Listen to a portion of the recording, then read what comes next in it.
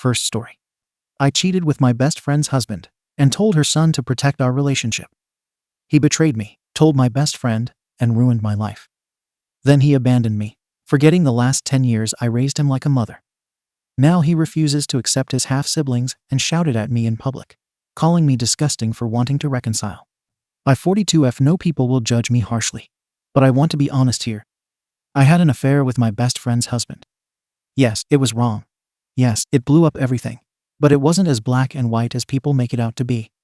I didn't go out searching for an affair. It started because I had been close to this family for years.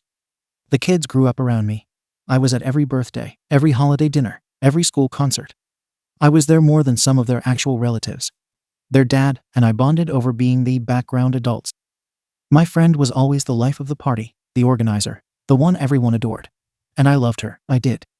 But sometimes she could be dismissive of me. She had her big circle of friends, and I often felt like the backup option. Her husband, on the other hand, noticed me, listened to me. He knew about some of the rough patches in my own life, and we connected. I'm not proud of how far it went, but at the time, it felt like someone actually cared about me. When the affair came out, everyone painted me as this evil, manipulative woman who swooped in to steal their dad. That's not fair. Their dad made choices too. He pursued me as much as I pursued him. But because I was Mom's friend, I became the villain in everyone's story. The hardest part has been the kids. They all turned on me, which I guess I should have expected. But what hurt the most was how cruel they became. I wasn't some stranger, I was someone who bandaged scraped knees, who drove them to sports practice, and who stayed with them when their parents had to work late. I was basically family, and to have them suddenly act like I'm a monster, that crushed me. The son, the youngest one, 15 now but 12 at the time, was always especially close to me. He was the baby, and everyone doted on him. I'll admit, I had a soft spot for him too. He used to come to me with little secrets, teenage worries, and school drama, and I always felt like he trusted me. So when everything came out, I thought he might at least try to see me as a human being, not just the homewrecker. This is where people started accusing me of manipulating him, which I hate. I did pull him aside back then. Yes, I told him about the affair before his mom found out. Not because I wanted to traumatize him, but because I wanted someone in that family to know I wasn't all bad. I thought maybe, if he heard it from me, he could understand that I still cared about him and his siblings. I asked him if he could help them not hate me completely when the truth came out. That was not me trying to use a child. That was me, desperate, terrified, and clinging to the one person I thought still had some love for me. Did it backfire? Absolutely. He lashed out and told his mom, and suddenly I was the witch who weaponized a child. His mom was more furious at me for telling him than at her husband for cheating, which honestly still stings. His dad tried to defend me, saying I had known the kids their whole lives, and that it wasn't unnatural for me to confide in them. But of course, nobody wanted to hear that. The fallout was brutal. Divorce, screaming matches, lawyers. All the kids said they wanted to live with their mom. The court made the son still spend some weekends with his dad until he turned 14. I genuinely tried to make those weekends good for him, cooking his favorite meals, buying little things he liked, and trying to show him that I cared. But he decided from day one that he was going to punish us. He wouldn't speak to me, wouldn't join us for family activities, and deliberately made the house tense. I know he was hurting, but do people not realize how hard that was for me too? I was trying to build a new life, pregnant at the time, and all I wanted was peace. When I announced the pregnancy, we hoped maybe he'd soften, maybe seeing he was going to have a sibling would break through the resentment. We even wanted to include him in the announcement photos, but he flat out refused. It broke my heart. I thought, he's a kid, he'll come around. But he didn't. When the baby was born, we tried again. I thought maybe once he saw the baby, once he realized this wasn't just about me and his dad, but about new life, he might change his mind. But no. He barely looked at the baby and made it clear he wanted nothing to do with us. He'd sit in the living room with his headphones on while I was literally in the next room recovering from childbirth. And the older siblings blocked us completely. They've cut their dad out of their lives. They've cut me out. His family has tried to help, reaching out to the kids, trying to mediate. But the kids don't budge. It feels like they've been poisoned against us, like no matter what we do, we're the enemy. By the time the son turned 14 and didn't have to come anymore, he vanished. No texts, no calls, no interest in his younger siblings. I get that he's angry, but 2 little kids are growing up without their older brother. and that's not fair to them. After he stopped coming around, I honestly thought time would soften him. I figured once the initial anger burned out, he'd remember all the good years we had before everything blew up. I thought maybe, once he saw that his dad and I weren't going anywhere and the younger kids were part of the family now, he'd eventually want to reconnect. That didn't happen. For 2 years, silence. His siblings kept their walls up too. His dad's family kept trying, sending texts, holiday invites, asking him to reconsider, and every time, they got told no. He told them he hated his dad. Do people realize how brutal that is for a parent to hear? I know people will say, well, actions have consequences, but when do those consequences stop? Forever? He acts like one mistake means we should be punished for life. Then a couple weeks ago, I saw him at the mall. He was just wandering around with some friends. I hesitated, but I couldn't let it go. I followed him because I thought if we could just have 5 minutes face to face, without his mom or siblings poisoning his head, maybe he'd listen. I told him he had 2 younger siblings who deserved to know him. I reminded him that he loved me once, that I was a big part of his life, and that holding on to anger forever wasn't healthy. I asked him to stop punishing his dad and me, and to start showing some respect. He exploded. Right there in the middle of the store, he turned around and told me I was disgusting and repulsive for involving him in the affair. He called me manipulative for confiding in him at 12. He said I would never deserve his respect, and that when our kids asked why they don't have a relationship with him or his siblings, it would be our fault. That cut deep. He has no idea how much I cared about him, how much I still care. He talks like I used him, when all I wanted was to hold on to at least one piece of the bond we had. And the way he spat that venom at me, it broke my heart. I was shaking when he walked away. I'll admit, I didn't handle it well after that. I used my husband's phone to send him texts. A lot of texts. Over 100, if I'm being honest. But here's the thing. He ignores every attempt at conversation, every olive branch. If I don't push, there's just silence. And silence means no relationship, no progress, nothing. So yes, I pushed. Maybe too hard, but what else was I supposed to do? Just give up on him completely. His mom jumped in after that, telling us to stop. She accused me of bullying a child. That enraged me. First of all, he's not a little kid anymore, he's 15. Old enough to drive soon, old enough to work, but apparently not old enough to hear the truth. Second, his mom has done nothing but turn him against us. She acts like I'm the W for trying, when really she's the one fostering all this resentment. The response we gave, that he was a disrespectful child who needed to be taught better, is something I stand by. Because at the end of the day, that's what this boils down to, respect. I never expected him to instantly forgive me, but I also didn't expect to be treated like dirt forever. I raised him like he was my own at times. I loved him. And he spits in my face every chance he gets. What makes me furious is how one-sided everyone sees this. I made mistakes, yes.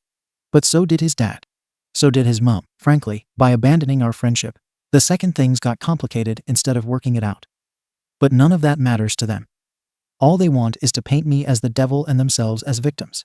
Meanwhile, I've been pregnant twice, given birth, and raised 2 little kids, and every milestone has been overshadowed by the black cloud of his hatred. My children are innocent in all this, and they are growing up without their siblings because the older ones refuse to move on. I don't know how to explain to them why their big brother won't even answer a text. I don't think it's fair that the older kids get to shut the door forever and face no criticism, while I'm demonized for trying to open it. Everyone talks about protecting the kids. But who is protecting my kids? Who is protecting me from the daily rejection and hostility? I know people will accuse me of playing the victim, but put yourself in my shoes. You spend over a decade building love and trust with kids who aren't yours. You become part of their lives, their routines, their memories. Then one mistake, and suddenly you're dead to them. Not only dead, but hated. I can't even walk through a mall without being cursed at like I'm garbage. It's exhausting.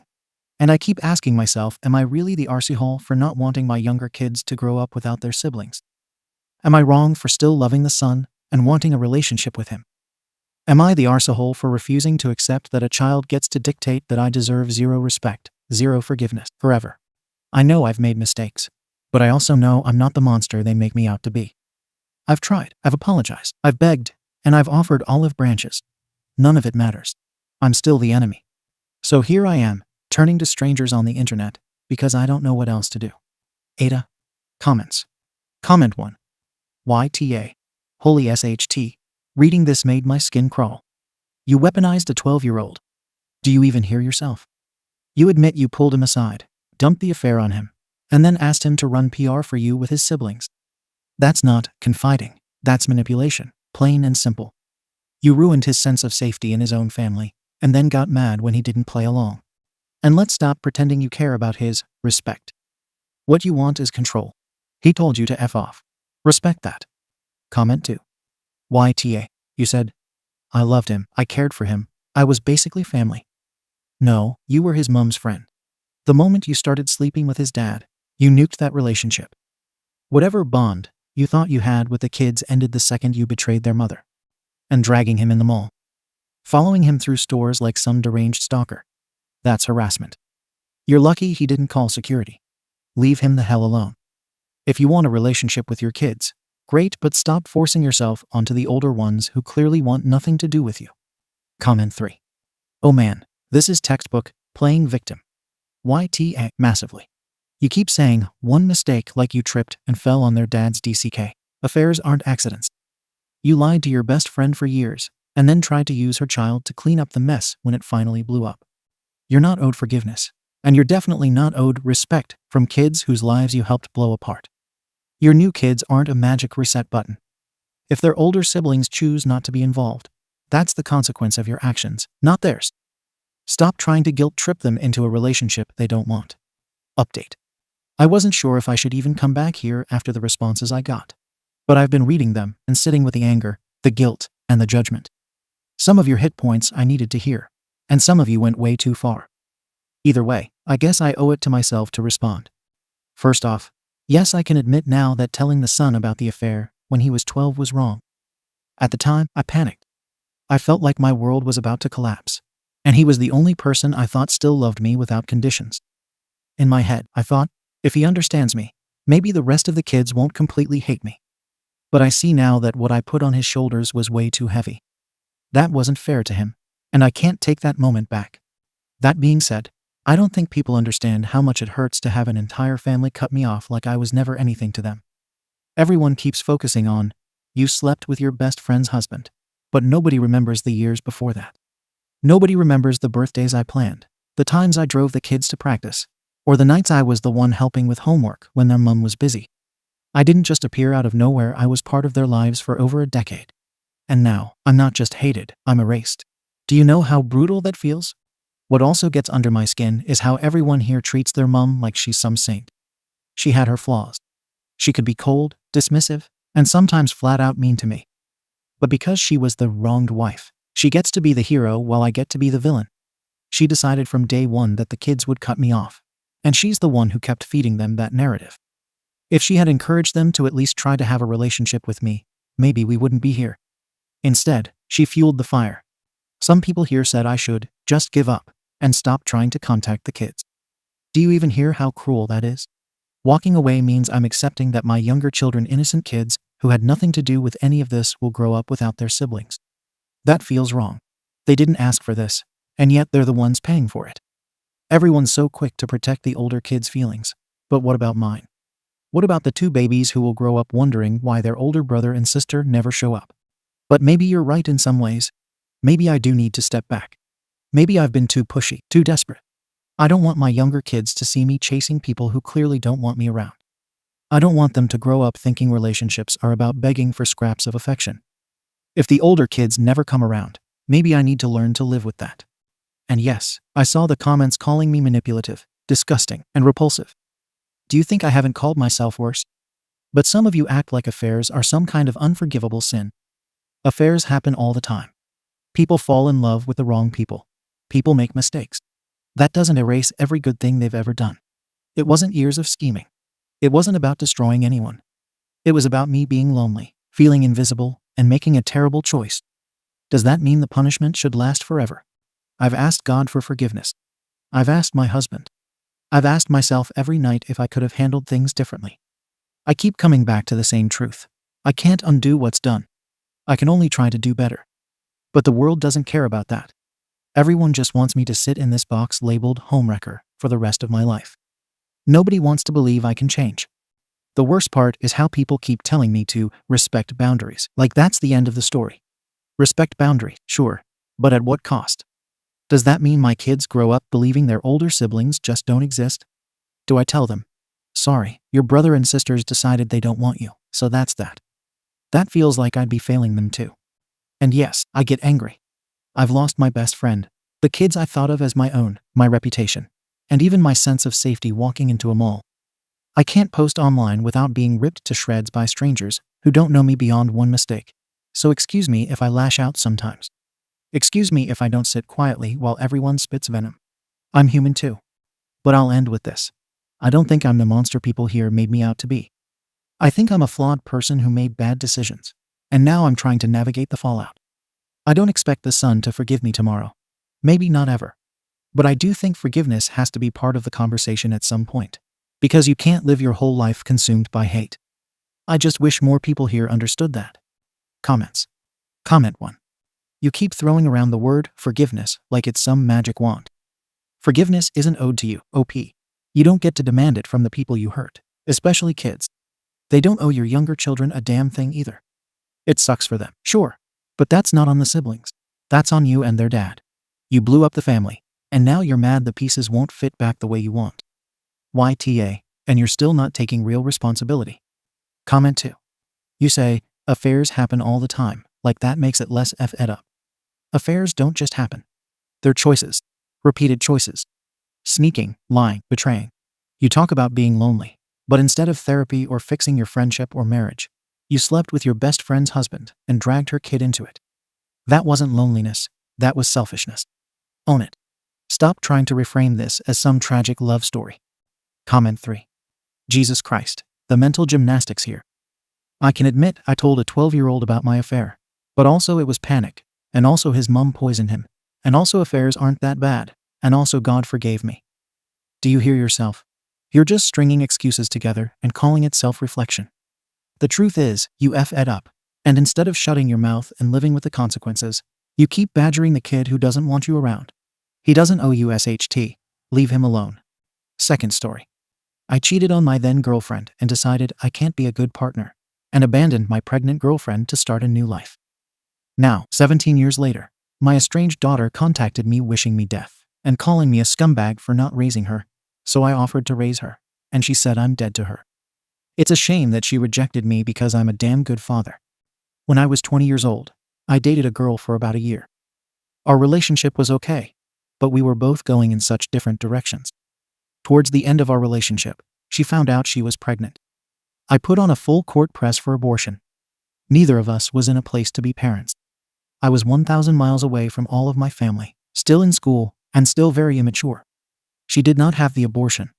We dated for maybe 3 months of her pregnancy. I cheated on her. We broke up. I talked to her a few times afterwards, and we both agreed I would be an awful parent and that it would be best for us to go our separate ways. I saw my daughter one time when she was 2 months old, so this was, I think, the summer of '95. Eventually, from what I understand, she married some other guy, and she is happy. I've felt a lot of guilt over everything that has happened, and I'm not proud at all of my actions.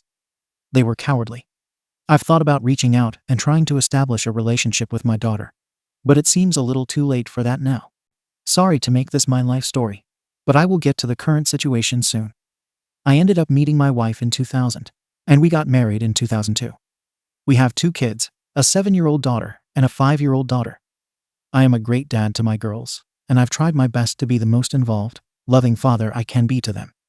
Maybe a lot of this is motivated by regret about how things went with Emily. I love my wife, and we have a great, steady, happy marriage. My wife nor my family knows about Emily, the daughter from the earlier relationship. I've sort of just put that part of my life in the past and tried not to go there. I'm deeply ashamed of how I ended things then, and there is a real stigma to being an uninvolved father. I've never really said much to anyone about that child. Aside from some friends during my college years who I'm not in contact with, almost no one knows about her. Fast forward to Wednesday morning. I'm on Facebook, and my account is mostly set as public for work purposes. I'll occasionally get messages from people in my past who will just say hi and say the usual friendly, "Your family is so beautiful," or whatever. On Wednesday morning, I woke up to a message from a 17-year-old girl whose first name was Emily. Definitely out of the norm since I don't really have much contact with teenagers. I poked around a bit on her page, and everything seems to add up. She looks like her mother and has her last name, and the page seemed active. So I am fairly sure it's not a prank. Her message said, "Hi. I'm the daughter you don't care about. I just wanted you to know that we are fine without you. You are a scumbag, and I hate knowing that I am even related to you. How can someone just leave a woman who loves them and a baby? Do you even have a heart? I hope you die." Obviously not at all what you want to see from my point of view. I was really hoping it would have been some sort of friendly message, and we could have built up a relationship.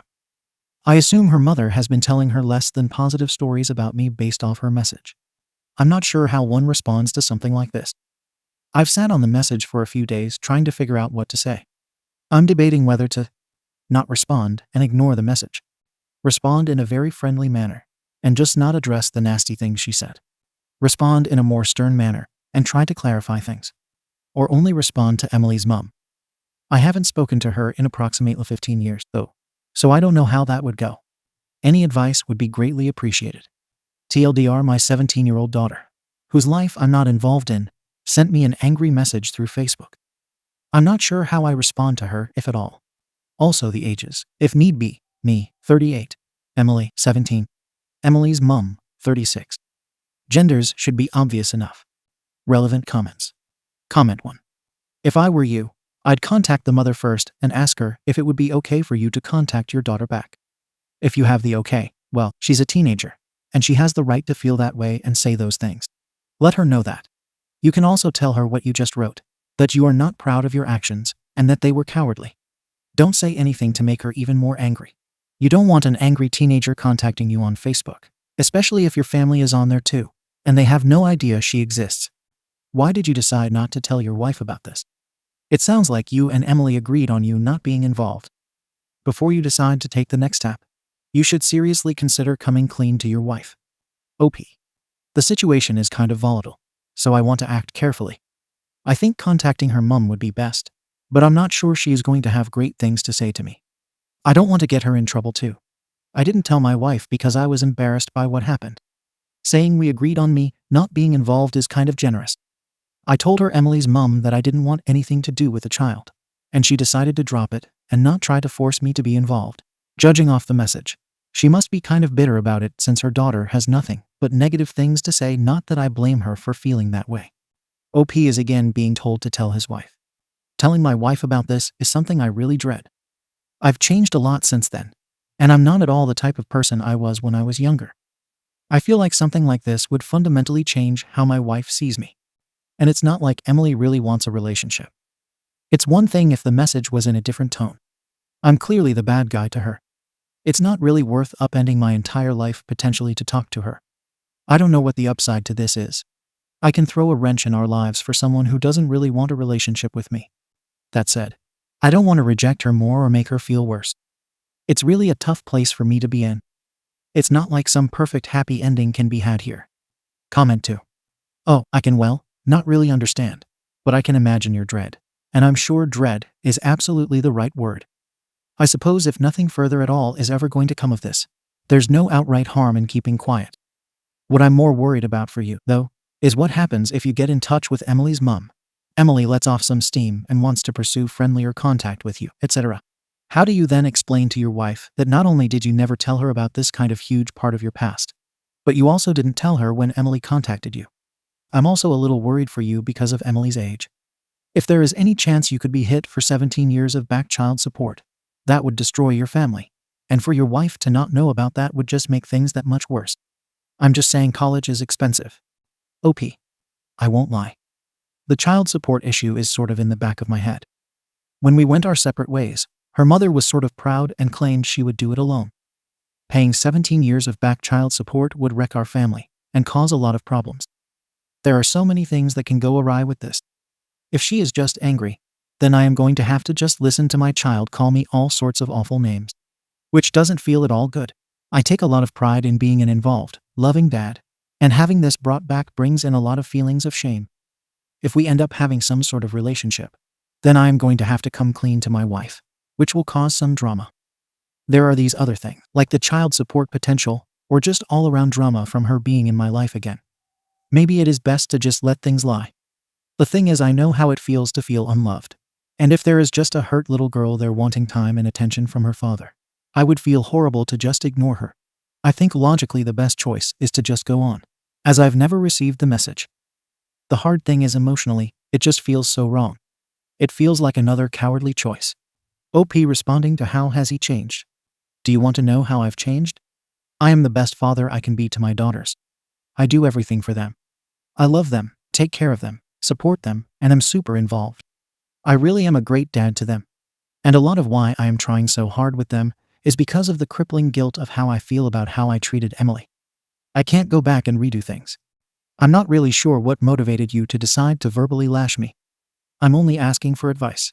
Update. I decided to test the waters and send her a short message back on Wednesday night.